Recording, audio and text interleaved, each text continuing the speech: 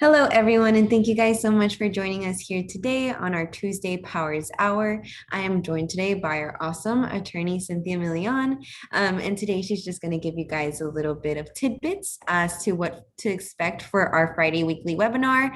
And this week's is going to be on the best practices to prepare for your affirmative asylum. So I'm going to let Attorney Milian go ahead and take it away.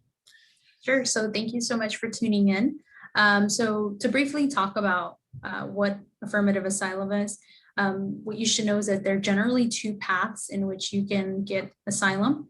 And these two paths are referred to as either affirmative or defensive asylum. And the difference between the two is that affirmative asylum seekers, they have yet to begin the deportation process, right? Mm-hmm. They haven't been given a notice to appear or anything like that.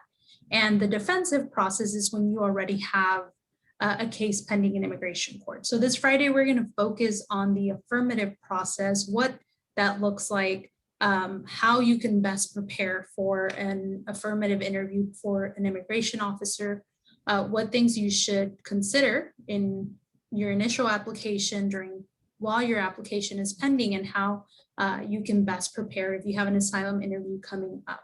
And we'll definitely be talking about specific best practices for the asylum office here in Houston and for other offices that we've been able to represent individuals in. Awesome. And Attorney Milian, I'm not sure, but have you been to an asylum court hearing here in the Houston offices?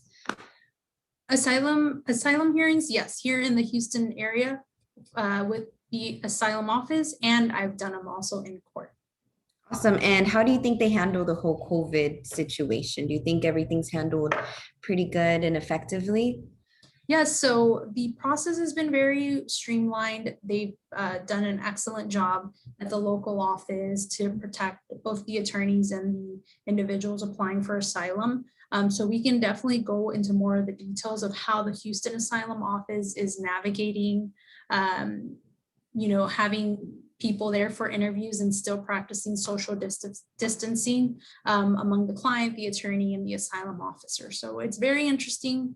It's doable, and it's worked well for several of the interviews we've had in the past couple of months, or in the past year now that we've been battling COVID.